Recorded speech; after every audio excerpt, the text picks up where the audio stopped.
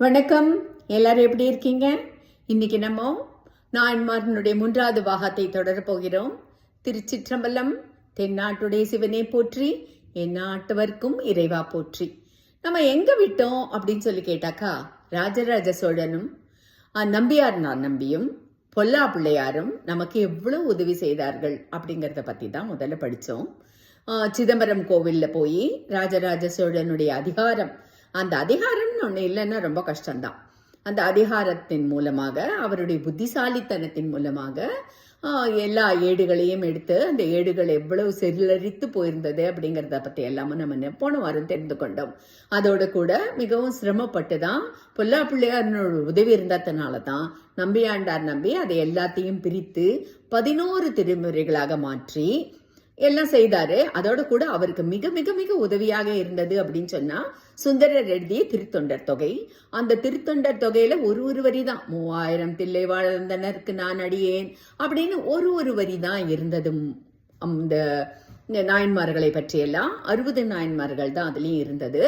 இவர் அதை சுந்தரரையும் அவருடைய பெற்றோர்களையும் சேர்த்து 63 தனியடியார்களை பற்றியும் 9 தொகையடியார்கள், தொகை அப்படின்னா கூட்டு, குரூப், தொகையடியார்களை பத்தியும் அவர் எழுதினார் அப்படிங்கறத நம்ம பார்த்தோம். அதோட கூட அவரேவும் ஒரு திருத்தொண்டர் அந்தாதி. அந்தாதினா என்ன? ஒரு செயலினுடைய முடிவும் அடுத்த செயலினுடைய ஆரம்பமும் ஒரே மாதிரியாக இருக்கும். நம்ம இதை நிறைய அந்தாதிகள் பார்த்திருக்கோம். அந்த அந்தாதியும் அவர் இயற்றினார் அப்படிங்கிற வரைக்கும் நம்ம போன வாரம் படித்தோம்.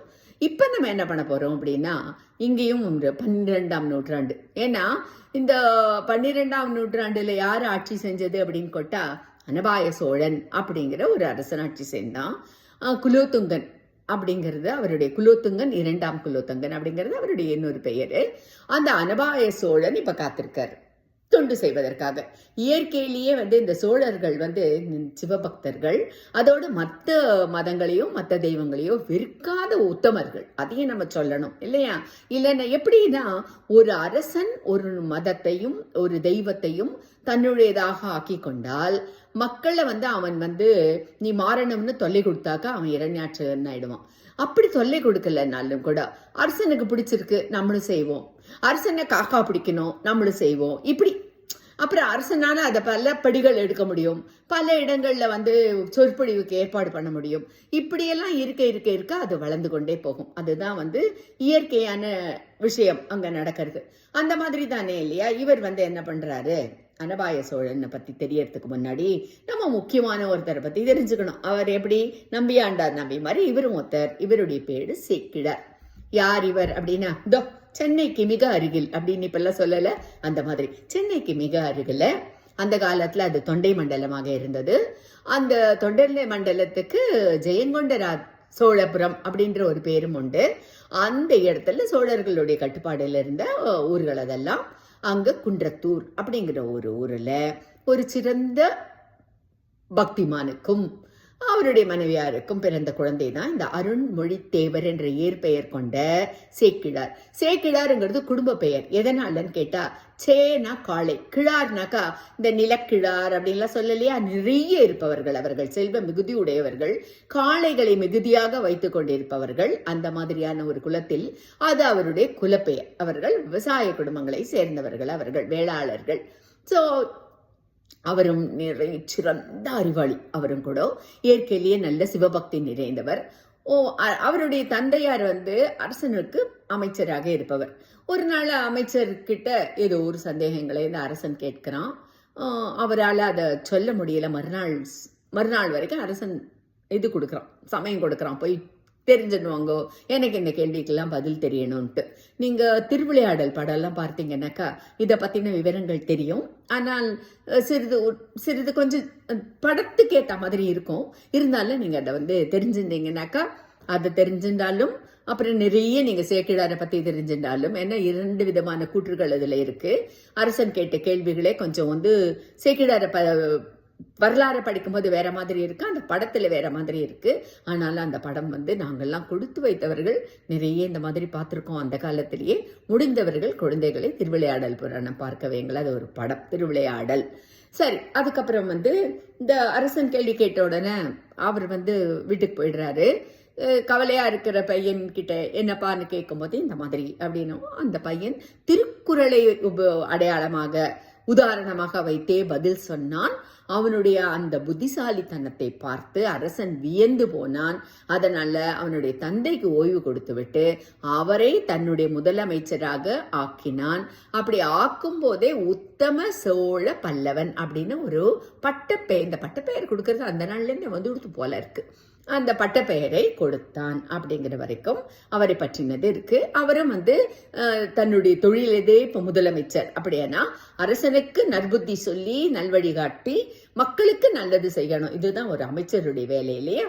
அதை அவர் செழும்பட செய்து கொண்டு இருந்தார். அப்படி இருக்கும்போது ஒரு நாள் என்னாச்சு, இந்த அரசர்கள் எல்லாமே பொதுவா வந்து கலை இலக்கியம் எல்லாவற்றிலுமே வந்து பற்றுக்கொண்டவர்கள்.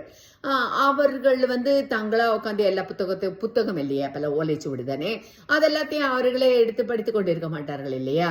யாரையாவது உட்கார வச்சு அந்த இலக்கியத்தில் சிறந்தவர்களை கூப்பிட்டு உட்கார வச்சு ஒரு நாள் விஷ்ணுவை பத்தியோ ஒரு நாள் சிவனை பத்தியோ ஒரு நாள் இப்படி எல்லாம் கேட்பது பழக்கம். இந்த ராஜா சீவக சிந்தாமணி அப்படின்னு திருத்தக்க தேவர் எழுதின ஒரு புத்தகம், அந்த புத்தகத்தை வந்து ஒருத்தர் சொல்லிக் கொண்டிருக்கிறார், இவர் கேட்டுக்கொண்டிருக்கிறார். அந்த புத்தகத்துல வந்து கொஞ்சம் அதிகப்படியாக சிங்கார ரசம் இருக்கும். இது எப்படின்னா, திருத்தக்க தேவர் ஒரு போட்டியினால அதை எழுதினார் அவரு. அவர் அதுல வந்து அந்த மாதிரி இருக்கு. ஆனா ராஜாவுக்கு என்ன சிங்கார ரசம், அவர் வந்து அதனுடைய பொருட்சுவை சொற்சுவை இதுல எல்லாம் லயித்து போய் அதை அவர் கேட்டு இருந்தாரு. அப்போது பார்த்து சேக்கிழார் உள்ள நுழையிறாரு. இந்த மாதிரி ஏதோ கேட்பதற்காக வரும்போது இதை கேட்டு இருக்கிறத பார்த்துட்டு அவர் எழுந்துக்கிறாரு. ராஜா இன்முகத்தோட தான் கூப்பிட்டு அவரை உட்கார வைக்கிறாரு. வந்து இல்ல நீங்களும் தான் இதை கேட்டு அனுபவிங்களேன்னு ராஜா சொல்றாரு. உடனே அவர் என்ன சொல்றாரு, இம்மைக்கும் மறுமைக்கும் இது எந்த விதத்திலும் உதவாது, அதனால நான் வந்து இதை கேட்கவில்லை அப்படின்னு. உடனே ராஜா கேட்கிறாரு, இம்மைக்கும் மறுமைக்கும் உதவும் போது ஏதாவது இருக்கா அப்படின்னு. ஆமாம் இருக்கு, என்ன இருக்கு எனக்கு நீங்க சொல்லுங்க அப்படின்னா, திருத்தொண்டர் தொகை, திருத்தொண்டர் திருவந்தாதி, இது ரெண்டு தான் தினமும் படிப்பாரு சேக்கிழார் பெருமான். அந்த ரெண்டுத்தை பத்தியும் அவர் விவரமாக ராஜாக்கு சொல்றாரு. ராஜா அப்படியே, அதாவது அந்தந்த நேரம் வரணும் எல்லாத்துக்கும். இப்பதான் வந்திருக்கு ராஜாவுக்கும் நேரம், நமக்கும் நேரம். ஏன்னா சேக்கிழார் பெருமான் மூலமாக ஒரு பெரும் பொக்கிஷம் கிடைக்க போகிறது. அதற்கு ஒரு அச்சாணி மாதிரி தான் இந்த நிகழ்வானது நடந்தது. அதனால ராஜா உடனே இல்லை, ஐயோ இந்த திருத்தொண்டர்களை பத்தியெல்லாம் முழு விவரங்களும் வேணுமே, இது எல்லா மக்களுக்கும் சென்று சேரணுமே.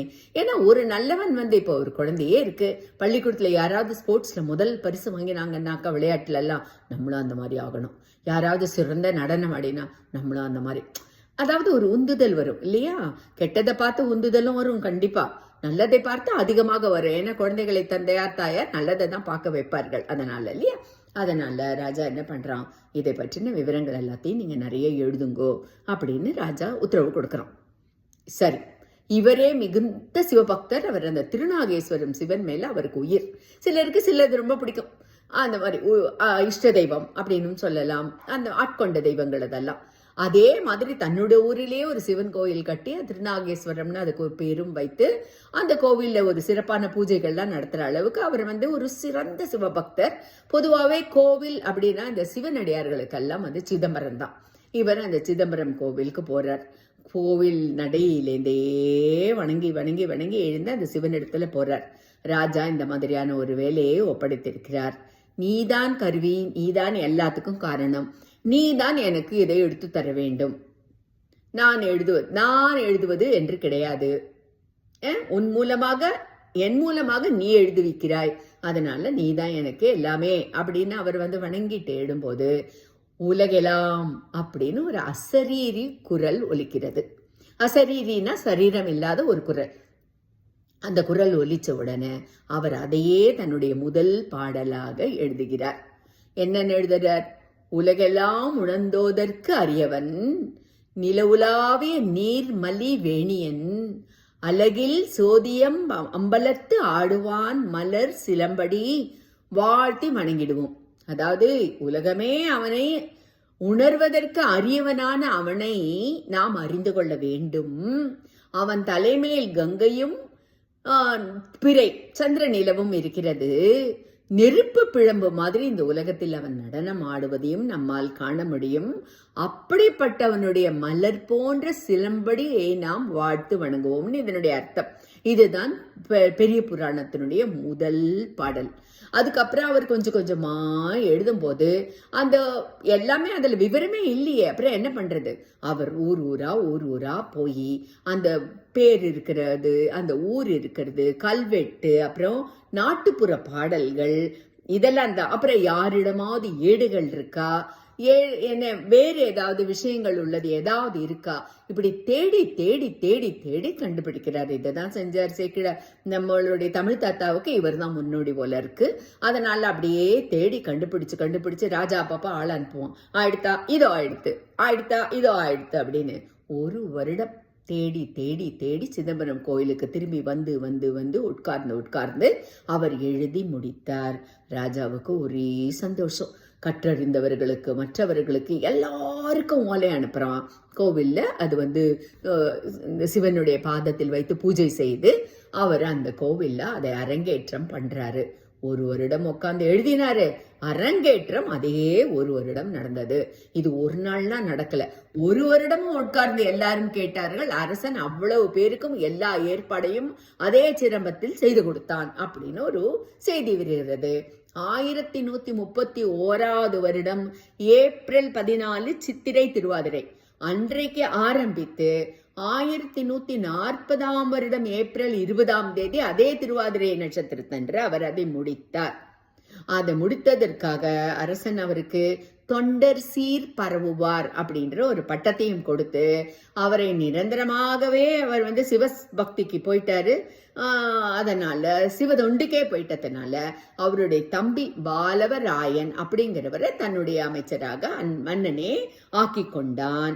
அதோட இல்ல அப்படியே விட்டுட்டான் அரசன். நல்லா யானை மேல உட்கார வைத்து அவரையும் அவருடைய நூலையும் அப்புறம் பின்னாடி தான் உட்கார்ந்து சாமரம் வீசி கொண்டு போனான். இந்த மாதிரி நிறைய இடங்கள்ல நம்ம பார்த்திருக்கோம். புவியரசன் கவியரசனுக்கு கொடுக்கும் மரியாதை அப்படிதான் போல இருக்கு அந்த காலத்துல.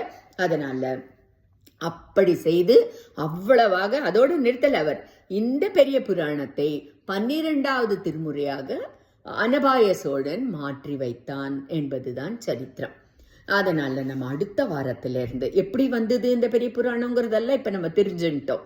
இதெல்லாம் தெரியாம எடுத்தோம் கவுத்தோம் கதையெல்லாம் கதை மாதிரி கேட்க கூடாது இல்லையா? அதனால இந்த 3 வாரங்கள் இந்த விவரங்கள் சொல்லும்படியாக ஆச்சு. அடுத்த வாரம் முதல்ல அவர் என்ன எழுதுறார் சேக்கிழார் பெருமார்னா திருஞான சம்பந்தனுடைய கதை தான் எழுதுறார். ஆனா நம்ம ஏற்கனவே சொல்லினதுனால அப்பர் பெருமானுடைய கதை, அவர் தான் வயதில் மூத்தவர் அப்பர் பெருமான், அவருடையதை நாம் முதலில் பார்ப்போம். பிறகு வரிசையாக ஒவ்வொருவராக 63 நாயன்மார்களை பற்றியும் தொகையடியார்களை பற்றியும் நாம் தெரிந்து கொள்வோம். அதுவரையிலும் நன்றி. திருச்சிற்றம்பலம். தென்னாட்டுடைய சிவனையை போற்றி, எந்நாட்டவர்க்கும் இறைவா போற்றி. சிவச்சிதம்பரம்.